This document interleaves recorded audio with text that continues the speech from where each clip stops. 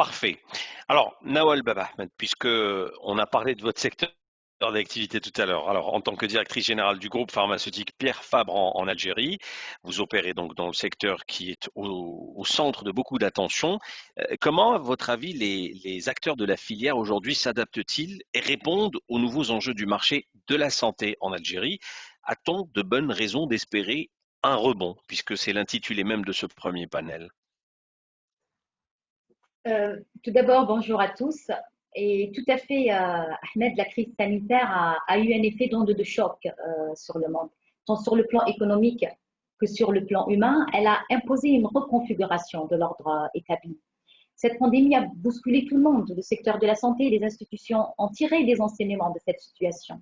Avec de nouvelles façons d'aborder les métiers de la santé, les champs d'action restent illimités.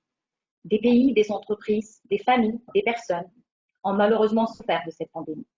Le secteur de la santé n'est pas en reste, mais a pu transformer ces contraintes en opportunités. Et pour répondre à votre question, j'aborderai 3 points. Premièrement, l'adaptation à la pandémie par l'accélération de la digitalisation. Deuxièmement, le potentiel du marché algérien du médicament et du dispositif médical. Et enfin, les perspectives de rebond. Pour le premier point, il faut savoir que la pandémie a mobilisé des ressources humaines et matérielles considérables, en dépit des problèmes économiques que vous venez d'évoquer. La santé a été mise au centre des préoccupations des autorités, et tant mieux. Des investissements supplémentaires ont été consentis pour riposter à cette crise, renforcer l'écosystème de santé en Algérie et répondre aux besoins de la population. Des lacunes ont été relevées et ont poussé à l'accélération des projets qui sont passés au mode concrétisation. Les professionnels de santé étaient sur le front, ils étaient en première ligne. Une accélération de la digitalisation, d'ailleurs, les laboratoires pharmaceutiques ont adapté leur stratégie, leur méthode de travail, le management en période de crise, ont formé leurs équipes, développé leurs compétences et en instaurant aussi le télétravail pour s'adapter à la situation. Avant la crise, les premiers médias des laboratoires étaient la visite médicale en face à face, les programmes de formation médicale continus au profit des professionnels de santé se déroulaient en présentiel. Dans ce contexte inédit de crise sanitaire, la digitalisation, avec l'introduction des nouveaux moyens de communication, a pris le dessus. La visite médicale classique est devenue virtuelle grâce aux nouvelles solutions de visite à distance, les Zoom, les quadriges, Teams, comme nous d'ailleurs aujourd'hui.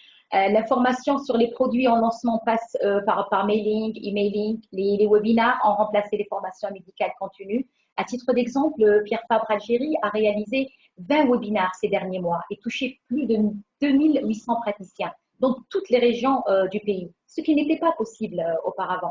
Les congrès virtuels ont remplacé les congrès classiques et on a vu l'essor de la télémédecine ainsi que des applications de diagnostic, de dépistage à distance et de pharmacovigilance.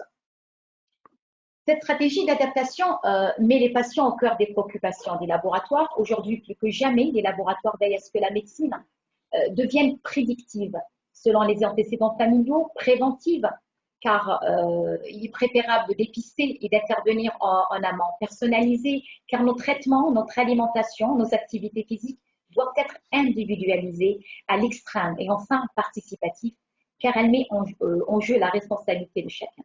Ce résultat ne pourra être réalisé que si un travail avec les autorités, les associations de patients, les sociétés savantes et les professionnels de santé est réalisé à travers un dépistage précoce, en utilisant les nouveaux canaux de communication afin de proposer des solutions complètes de services et de soins et la numérisation du secteur de la santé qui devient un impératif.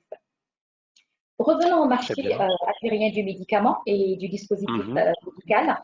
Un marché porteur, le secteur pharmaceutique, pèse plus de 4 milliards d'euros, incluant le marché hospitalier avec 1 milliard d'euros. La demande de médicaments a augmenté de 9% entre 2014 et 2019.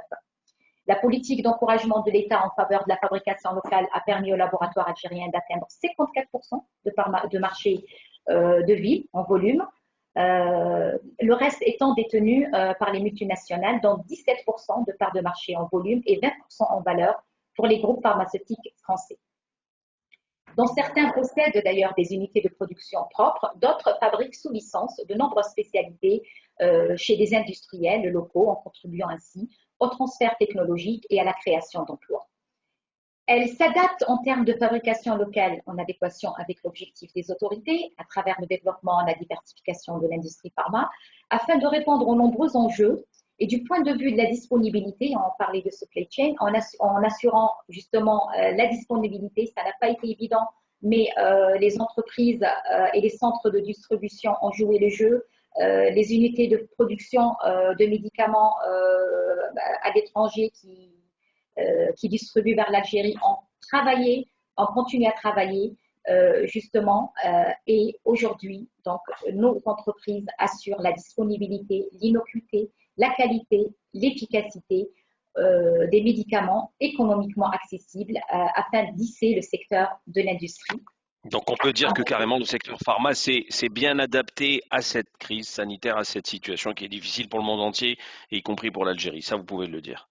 Ah, absolument. Donc, et ça permet vraiment à ce secteur qui est structuré, qui a pris une longueur d'avance sur les autres secteurs d'activité, de se hisser au rang de leader dans la région. Un moyen aussi de créer de la valeur ajoutée, de générer des recettes de devises à travers l'exportation du surplus de la production locale. Les groupes pharmaceutiques français opérant en Algérie en sont conscients et bénéficieraient pour ce faire des nombreuses conventions de libre-échange ratifiées par l'Algérie avec l'Union européenne, les pays arabes et bientôt, comme le disait Mathieu, l'Afrique.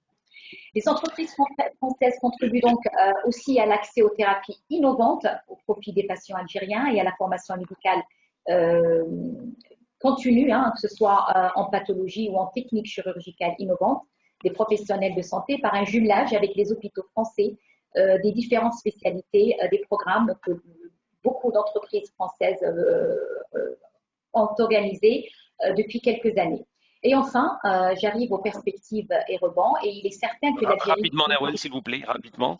Je conclue avec le rebond, et je disais qu'il est certain que l'Algérie bénéficie d'atouts solides qui lui permettent de dépasser les contraintes sanitaires et économiques actuelles. Un rebond dans le secteur pharmaceutique est à prévoir grâce notamment au fort investissement consenti, à la meilleure prise en charge des patients, au développement des structures sanitaires, l'acquisition de moyens de dépistage modernes, une meilleure formation dispensée aux praticiens et l'accompagnement et à la volonté de l'État de faire de l'industrie pharmaceutique une industrie pourvoyeuse de valeur ajoutée.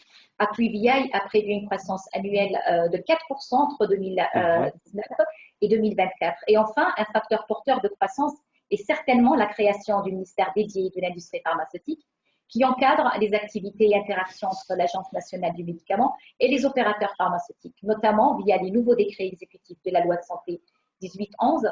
Ces derniers visent au fait à réduire les délais d'enregistrement et d'homologation qui étaient un vrai frein pour la croissance des entreprises, qui vont fluidifier donc ces process. La bonne nouvelle, c'est que les prix des médicaments peuvent être révisés à la hausse comme à la baisse en prenant en compte les variables de change par les comités de prix qui a été mis en place. Et je finirai toujours avec une note d'optimisme. À mon avis, tous ces éléments, entre autres, permettront le rebond du secteur pharmaceutique avec aussi l'amélioration du climat des affaires. Je conclurai avec la citation de Winston Churchill. Un pessimiste voit la difficulté dans chaque opportunité, un optimiste voit l'opportunité dans chaque difficulté. Et je n'ai fini. Merci Nawel Baba Ahmed.